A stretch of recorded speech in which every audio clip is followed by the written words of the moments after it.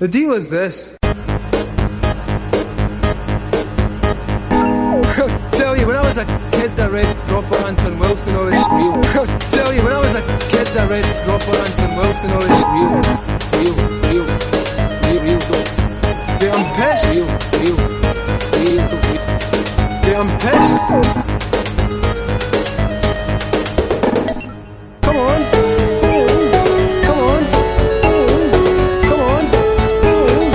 What do we feel?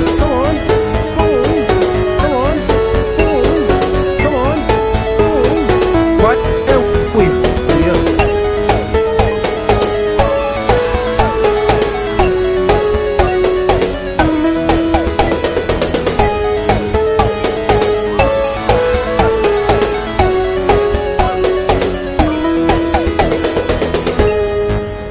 Okay, by the time we finish this, you're all going to be practicing magicians. I'm Jeremy Greer. And I'm Gary Butterfield. And this is Days of Future Cast, the podcast where Gary and I are covering Grant Morrison's new X-Men run from 2001. We have pretty much done away with all of our primary arcs, and it's time to start what you and I think is maybe the best arc of the run. Yeah, this is, and rereading it, really kind of confirmed that. Mm-hmm. Like, just kind of going through the series, like, I don't know exactly what it is about this because it is definitely small ball. It is definitely like low stakes. Like the X-Men arcs deal with Apocalypse and Cameron Hodge and fucking Shi'ar Space Empires and the Phoenix and Magneto and stuff. I think that dealing with a threat this size is just really interesting.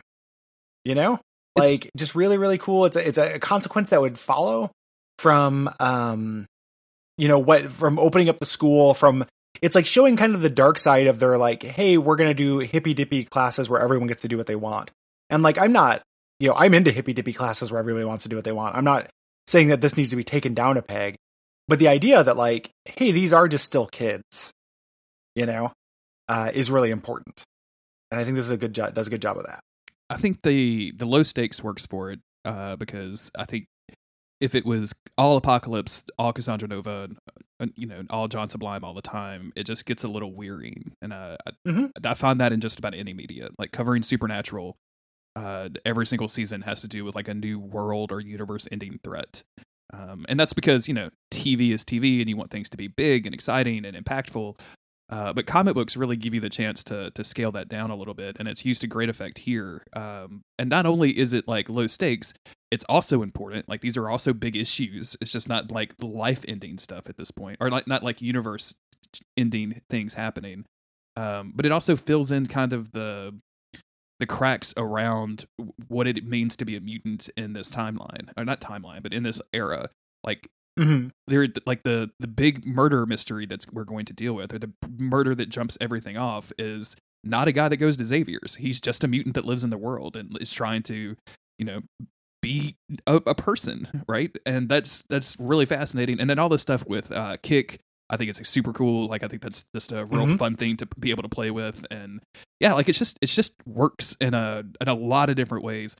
We're gonna get introduced to Quentin Quire, and he's probably my favorite creation from the run. I like Phantom X a whole lot, but like a telepath that goes with this like real militant, like I guess what we would call almost alt-right now, is kind of fascinating. Like you just never saw that coming from Xavier's school. Like this would be this is somebody standing up and challenging Xavier on his beliefs, and there's through this issue that we're going to cover, like Xavier having to respond to that, I think is really interesting as well. Like it gives you the ability to show that Xavier actually has maturity in a way that doesn't necessarily exist if you're having to talk about the Shi'ar, right? Well, it shows his maturity, but it also shows his blind spots. That too, right? Like this is, the X-Men are good at fighting Apocalypse. They're not good at fighting their kids. They're not good at fighting this, like, some kind of legitimate points about their ideology. Like the X-Men have always worked best when Magneto does have a point, and this is a great example of that. Like Quentin Quire is out of his mind on drugs. He's not making tons of sense, but he is asking like good questions. And Xavier, there's a couple scenes in this where Xavier confronts him, and all of them I love because Xavier is being condescending. He's shifting, he's dodging the complaints and the things that are being addressed. He doesn't know how to deal with this. And the X-Man can't just go like punch this kid until he stops moving. Because that is how the X-Men deal with threats a lot of the time. Although Cyclops does put that up as an option. He's like, I think these kids need a slap. And I'm like, fucking Scott, calm the hell down, Scott. Yeah. Later he breaks one of their legs. The idea here that, and this plays so well into one of the themes about this is that like, the idea of mutant as a culture and as a way of looking at the world has to actually be different than humans, which means like possibly, we can't just deal with threats by punching them until they stop. Mm-hmm. And, that is really kind of put to a test in this arc, in a way that I think, and has consequences. Like people die, characters that are new, die to this. But it, like the fact that Xavier, doesn't handle this and has this blind spot does lead to serious consequences. Yeah. In a way that I just kind of love. It's also just really sharply written. Yes. This is Grant Morrison bringing his A game. Like this is the characters interfacing in a way that feels really believable. I've talked about this before. These are my favorite versions of these characters as far as their voice. All the time, like the scenes with Cyclops and Beast talking to each other, the times with Wolverine and Emma Frost talking, like everybody is perfectly in their voice. Everyone is really well sketched. Just good characterization, good dialogue. So let's start talking with the cover, because it's something that doesn't have anything to do with the actual story whatsoever. It's just Jean Grey doing her kind of Phoenix thing, but I think it's just a really nice, it's really a nice picture of Jean Grey doing the Phoenix thing. So it's a little bit of like a feint, because the last issue ended with Araki being like, the Phoenix wants vengeance. Yeah. And, is their great cleansing is coming, or something like that. And then we see this picture of Jean Grey with this kind of ambiguous smile on her face, going fully Phoenix, and the issue barely has anything to do with it. Yes. So. She also looks like she's wearing bell bottoms here, which I think is pretty dope. I like bell bottoms. Yeah. Good fashion. Yeah. She just has a bunch of different shirts with the Phoenix logo on them. The last one's a t-shirt. This is her long sleeve shirt. Oh yeah. I mean, I would wear the shirt anyway if I could, I would wear just a Phoenix logo shirt, but like also if I was a superhero and had my own fucking logo, I would be obnoxious with that shit. So. Oh yeah. It'd be on everything. The X phone would have nothing on me. So the G phone. Yeah, everybody's using the G phone. Everybody's sleeping in your G bed, reading your G books, eating a G sandwich. So let's get into it here. Yep. We start off with this new character, Jumbo Carnation. It says Mutant Town, New York City last night. He's leaving a club, and he's clearly like a fashionista. He has 4 arms. He has other mutant powers as well. Yeah, and he's wearing like some extravagant belt and like a giant fur coat that has like arms for all 4 of his arms, which is kind of super interesting. And he can't get picked up by a cab, and that's where some humans come out and beat the shit out of him and kill him. Yep. Yeah. And he's got this ironic sense of humor, like, "Hello, boys. I don't suppose any of you big primitive humans could help me find a taxi." And they're like, "Oh yeah, you're the famous one. You're the one we saw on TV. Would you sign my autograph?" And they're kind of surrounding him. They start beating him up, and he starts changing. Like, oh, gross, he's turning to plastic. That's just the skin on the outside. He starts choking, and he says, "Why?" So they start beating him up, but we see here now that they did not kill him. Yeah. Which we're going to find out later, but he starts turning into plastic and dies, basically choking on his own mutant power. Super great. Super great. We jump forward 24 hours to the Xavier Institute for Higher Learning. And we have a classroom full of mutants, some of which we've seen before. We've got the Stepford Cuckoos. We've seen Glob Herman in the background. He's not really gotten a speaking line or anything, but I love him so much, though. Dude, just the design. Like just this picture of him sitting in the back row and kind of looking to the side. It's so good. Yeah. So he's a skeleton filled with organs, surrounded by a big like pink blob thing. It's wax. It's just it's so fucking good. And we're introduced to a character named Slick, who's hanging out in the background, like leaning on a cool back bench. The cool kids get to sit in. With a girl like on his arm. We see Quentin Quire working on Martha. We've seen her before floating in her thing. Yep. Again, just really, really good. And Slick announces, "Hey, everybody, Jumbo Carnation is dead." Quentin Quire is like, who gives a shit? Stop speaking telepathically to me without my consent. I'm trying to make these anti-gravity floats for Martha. She doesn't, all she has is the memory of a body, and Slick is like co-opting this death. Like, I think, again, Slick, I think, is really great too. In this, all these kids are great. Yeah. You could be forgiven for thinking that we were lying about liking the kids in X-Men based on how much we did not like X-Men Evolution. That's because it's a badly written cartoon. Yes. These are good kids. This is the good shit for kids, I think. And Slick says that Martha at least is still alive. Like Jumbo Carnation is dead. He was the best mutant designer to ever live, and so he got killed by some mutants. And like while this is happening, humans. We see Tattoo, who is the girl on his arm, like literally create "he is a dork" on the side of her face, talking about Quentin, which I think is. I'm so glad I didn't know a girl like Tattoo growing up, because goddamn, it would be so terrifying. Yeah, it'd be extremely rough stuff. Slick leaves. Like, I've been working on some songs as a tribute. You want to see me perform them? Come to the benefit gig after lunch. I just thought it seemed important. And like, again, Slick is like, this is just a really well sketched character. Like him co-opting the tragedy. Like, I've been just working on some tribute songs. It's just very funny, serving his ego, which we'll find out some more on that. Everyone's getting out of class, and Glob Herman and Quentin are friends. Like, obviously Glob Herman would be a loser. Quentin Quire is dressed up like a typical dork. Yes. These are the unpopular kids. Mm-hmm. And Quentin obviously has something for Sophie, one of the Stepford Cuckoos. Even though, Herman Glob says, like, how can you even tell them apart, and keep saying that there's only 4 of them instead of 5. Yeah, a little foreshadowing. And we do get introduced to the idea about open day. So they've done this before, where they invited humans in. Now they're actually going to have human children at the school. We're going to find out some more details about that later. But like, that's the background thing that's happening while all of this foreground stuff is. Yep. He's like, there are 5 Stepford Cuckoos, and Glob, again, I think Glob is very funny. Keep shoving chocolate bars in your mouth. There's going to be 5 of you. That's like not how getting fat works. Come on, Glob. Quentin is doing this is very believable teen attitudes. I had this attitude as a kid. Like, Slick, his fake charisma, he's just copying what the magazines have to say. He doesn't know anything about real style like I do. And that was, me as a shitty teenager. Mm-hmm. He pulls out, he's taken the front page of the Daily Bugle from the day he was born, which was like a mutant menace. Are they for real? And they have this picture of this like Namor looking dude with a whip, whipping a human.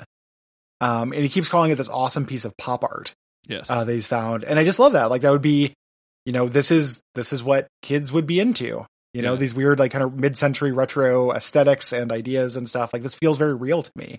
Yeah, this is the Bugle. We see this picture later because he's going to keep bringing it up. But like underneath it says like an artist. It's a representation of what it could be like if the mutants controlled the world or something, or like enslaved the humans. And like, that's typical for the Daily Bugle in the Marvel universe. And also like, it's, of course, a teenager would see this 20, 30 years later and think like, oh, this is pop art. Like, oh, this is something that we should maybe aspire to. Like, now in a different context, shouldn't be scary for me. This should be scary for them, and I can use that. Yeah. In a way that actually feels very real to like kids getting turned on to fascism as well. Yes. Something is so far in the past as to be abstract, you forget that it had real victims and it had real consequence and has things today. It's just a picture. Mm-hmm. This is real. Like, all the person who wrote this, the humans had reason to be scared. Magneto had just taken over a fucking missile base. He was going to nuke the country. Like, this is not, but to you it is abstract and it doesn't even matter, to Quentin Quire. And that just feels extremely teenager to me. Big teen energy. Somebody comes by and tells him he's got a call from home. He goes over to get the phone, and we get our title screen. The issue is named Kid Omega. And he's like, what? My mom is what? So something bad has happened. Yep. Before we know what that is, we go over to Emma Frost, who's talking to her Stepford Cuckoos. They are telling her about Jumbo Carnation. And I just like this too. Like, he made some lovely clothes for the X Factory store, tentacle stockings, wing gloves. Like, the idea of a creator making mutant specific clothing is like, we talk about this all the time. Like, if you had 6 arms, like, it would be fucking a pain in the ass to dress yourself from the fucking gap. Or a back dick. Yeah. Or a back dick. It would be. And without Jumbo Carnation, like, I'm fucked. Yeah. Everyone's very dead. And then they say like, hey, we do not want Quentin Quire to be involved in our Dance of the Planets display. There's something creepy about him and his see-through mind. So we don't really know what his powers are, but we're going to figure that out. Yeah. And Emma Frost chalks this up to jealousy. Like, oh, you're just jealous. Like, he's Xavier's prized pupil and your chief rival, So, kind of interesting here. We cut over at this point to the death scene of Jumbo Carnation. Yeah, they've got the chalk outline. I love this dialogue with Beast and Cyclops. Like, they're both perfectly realized in this scene. Yes. Beast starts off saying that it smells delicious, unfortunately, because, heat up humans, it smells just like pig. Yep. But he says that he was killed instantly and his internal organs were cooked from the inside of his Teflon skin. And also he can smell that he was a little drunk on vodka and orange juice. So he's getting all of this just from his olfactory senses, which I think is, like, as much as he is a science guy, like, he still has all of these preternatural abilities and actually using them to solve a crime. And Xavier having sent 2 of his guys out to do this, I think is really, really good. Like, that's just like them helping to solve mutant crimes is really great. And again, the sense of humor on display, characters being funny to each other or characters making jokes for themselves is something that a good writer does and bad writers ignore. And the detective's like, oh, you smelled that. This is my first all mutant homicide. Is it mutanticide? And then Cyclops suggests homicide superior, homicide which superior is very funny. It's so funny, dude. I love it. That's so good. Especially that small text, like, kind of in the back of it. Like, he's almost like he's saying it to himself. It's just so good. Yeah. I love it. He's doing a little improv. Like, he's just doing a little yes-anding. The detective here is like, oh, how are you, Henry? Like, hey, Dr. McCoy here saved my wife during this super terror versus meets woman in labor incident a few years ago. Beast is like, I did. He's like, oh, you remember? He's like, no, all humans look alike to me. It's all save this and save that. And then we have him go, oh, he cracks me up with his dry humor. It's very funny, this like naive human who doesn't really get what's going on. Yeah. He also asks for people to stop taking pictures because it's distracting him. Also, like, there's people around with perfume and cigarettes that's also distracting him, and he asks for that to go away. And then I love this, like, stick up your ass, like, arms crossed Scott Cyclops is what I just called him. Jesus Christ. Scott Summers saying, I didn't agree to have my picture taken for the press. I hate having my picture taken. I always come out looking stiff and inhuman. And like, yep, you are. Yep. Yeah, the guy's like, the camera never lies, my friend. So they mentioned there's an inhaler here. They want to have it. The detective's like, I can probably save you some work. That probably has hypercortisone D. Keep it up. Also, I heard you came out as gay. Well done. And Cyclops is like, he's not gay. Yeah. Leaving. And they have this discussion. We talked about this earlier, how this worked and stuff. What's going on. Beast is talking about Kick, and like Cyclops is like, come on, man. Like, why are you saying this? He's saying I'm challenging these stereotypes. And Cyclops is like, no, like, tell me the truth. And he mentions, like, this was, this cruel, calculated strike at Trish Tilby's fickle heart. It could have ended there, but she decided to prolong this ghastly game of emotional chess and by leaking the news of my sexuality. So we saw that when when Cassandra Nova was attacking and the reporters were at the mansion, and she was trying to rekindle their flame, and he's like, I think I might be gay. To get revenge, she leaked that to everybody. So now he's leaning into it in kind of a spiteful way. Yeah. I like Scott's comment of this because he says a couple different things, but the one that I like the most is no one but you is going to think this is going to find this funny. Yeah, which is is incredibly relatable. Yeah, absolutely. And like, you could kind of feel like Beast would be a dude to make jokes that only he would get, right? Like, he's just that dude because not only is he so smart and so well read, like, that's just the kind of guy that he is. You mentioned that, like, 2 people just having a normal conversation. That's what this feels like. So good. He's good at it. Fucking good at it. And this version of X-Men is really great. Yeah. They leave. They start talking a little bit. Scott's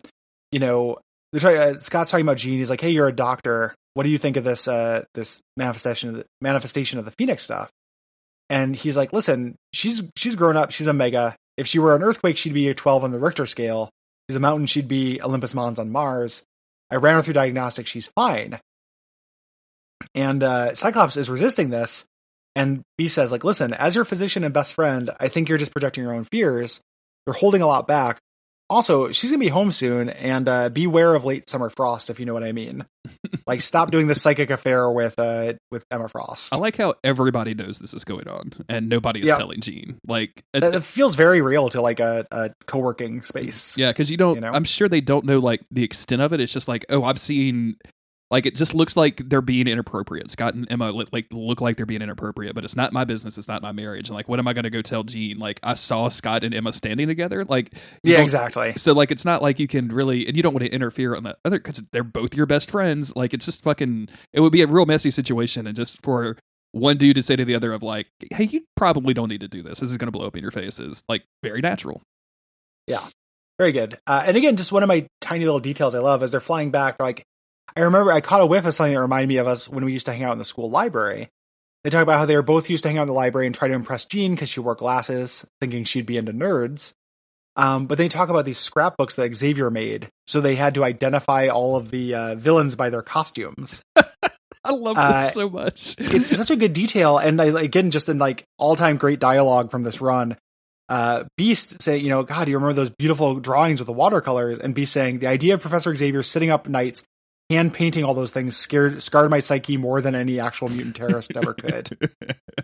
And that's such a good line, and then even Cyclops responds like, after Genosha, the old troublemakers don't seem to bother, and that's also like, hey, this is a mission statement. Like, we're dealing with bigger things now. It's not going to be like, aha, it's me, Eric the Red, like showing up or whatever, like El Diablo.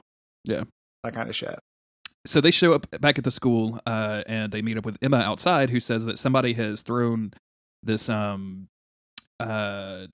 rather embarrassing manned mutant tribute onto the top of the roof, basically. And Beast has to go up and grab this like huge globe-looking things.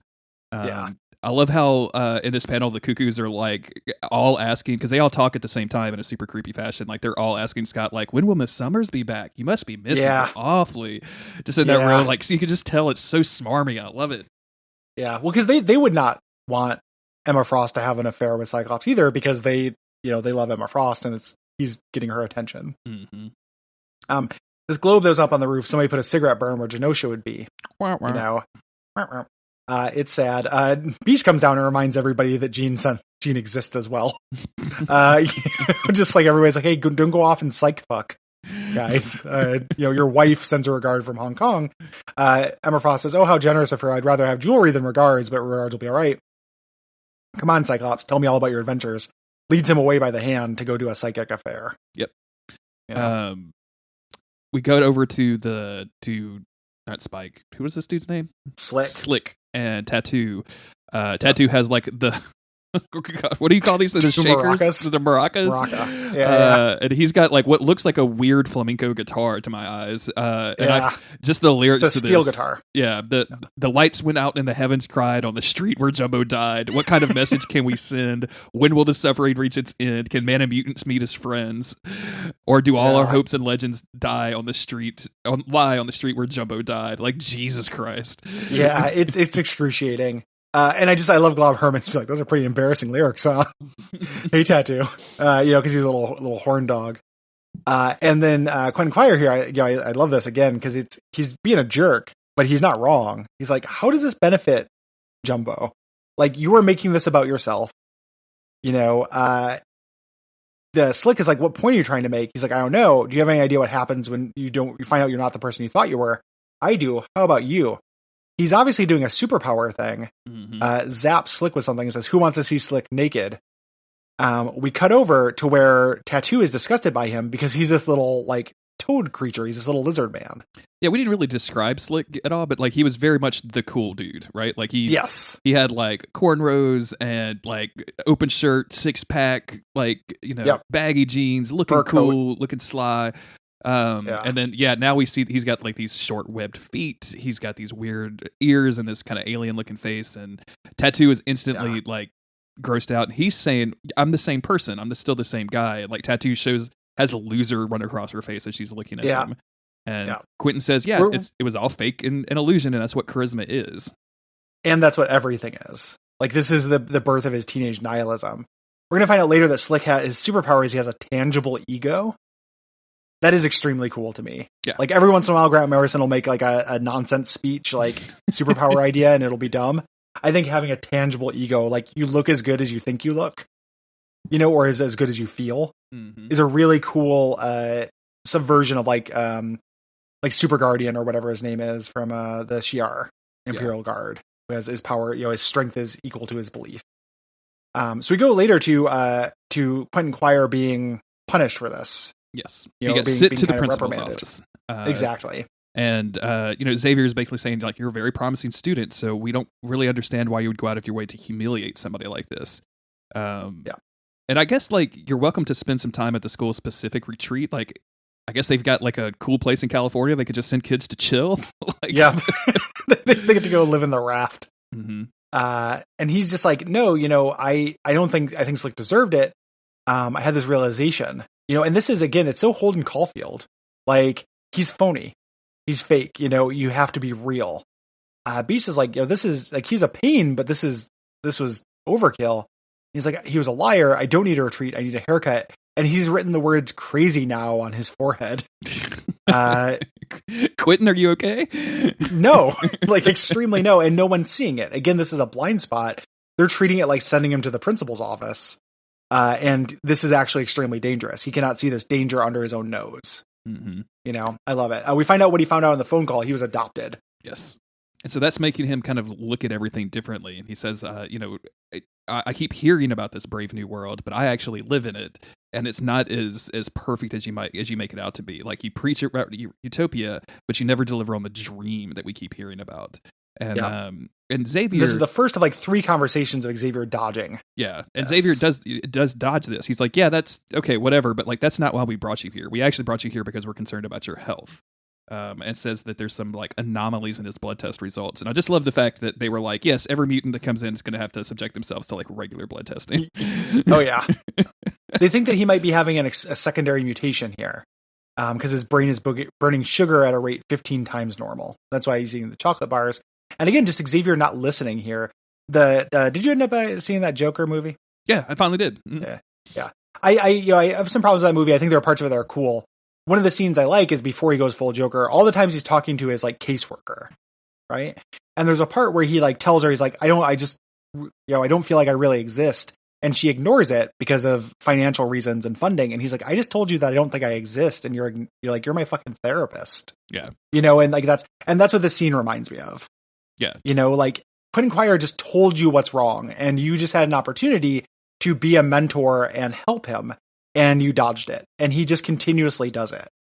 Like, Xavier has no idea how to deal with this. He's way out of his depth. And from there, we go to Quentin in Mutant Town, who is at the site of Jumbo Carnation's death. The chalk is still there, but now someone has spray painted mutant scum. He deserved it. And he's kind of talking to himself, saying that everybody deserves it. The professor's fake, mom and dad are strangers, everything's a lie. And that's when it's revealed that he's on drugs, and he's thinking like, oh, the drugs can't hurt me, can they? And he's taking a hit of kick. Yep, he takes the inhaler. We cut over to him going and getting a haircut. Again, really subtle, Professor Xavier's cultural dominance. The barber is like, so the shaved look is really big on the streets. And I was just like, I wonder if that's because Xavier is like a TV celebrity. Probably so, yeah. And he's like, no, that's the old stuff. Have you seen this is the new thing. Have you seen this pop art masterpiece? He brings out the newspaper and says, cut my hair like the guy in the picture. And that's the final panel. Like, it's a very confident ending stinger. Also, cut my hair like the guy in the picture. I like that a lot. And like I like the difference in the panels, because when we see him before he takes the kick, he just like kind of looks kind of downtrodden, maybe a little sad or contemplative. And then as soon as he hits the kick, like some kids come through and kick a bunch of flowers over, but his eyes are huge and round, and he's like got this real intense stare, and like that final shot of him just like gripping the side of the barber's chair, and like every muscle on like just tensed up, and he's just got this wide stare. It's just so fucking like it's intense. Yeah. You realize like, oh, this shit is actually bad for you. Yeah, and later Emma Frost describes it in the next issue we're going to talk about, and this sounds like that. Yeah, this looks like that. Really good. Like, what a fucking issue. Like, this arc, I am so excited to talk about it. It's one of my favorite pieces of it's like one of my favorite comics of all time. Like, easy. Yeah, easy. So really good. Gonna be lots of fun to cover, because it's just full of good stuff. There's the whole B plot with fucking Zorn and the special class and stuff. I love Basilisk so much. Yeah, it'll be really fun. We'll talk about that in the next episode. But yeah, all that Zorn stuff really works for me as well. So yeah, really good A plot and B plot. Yeah, this sets off like a really good arc. This is going to last 4 or 5 issues, I think. It's 5 with this prelude one. Yeah, and for some reason this isn't considered part of the arc. I have no idea why. Weird, but it's extremely good. If you're listening to this and trying to read along, like we already told you shouldn't do that. You should go ahead and read ahead, but at least finish this arc, because I think like as we get deeper into it, we're going to talk about the ending of it as we discuss things. So definitely read ahead a little bit from this issue. And yeah, I think that's it. We'll be back in a couple of days with more new X-Men. In the meantime, if you want to support the show, patreon.com/Duckfeed.tv is the place to do so. You get all sorts of cool things for doing it. You get episodes of this podcast early, and you get them all in a group, which is kind of cool. You can get tons and tons of free content from Gary's other shows. Just all kinds of cool stuff. So go check all of that out. Reviews and ratings are highly appreciated.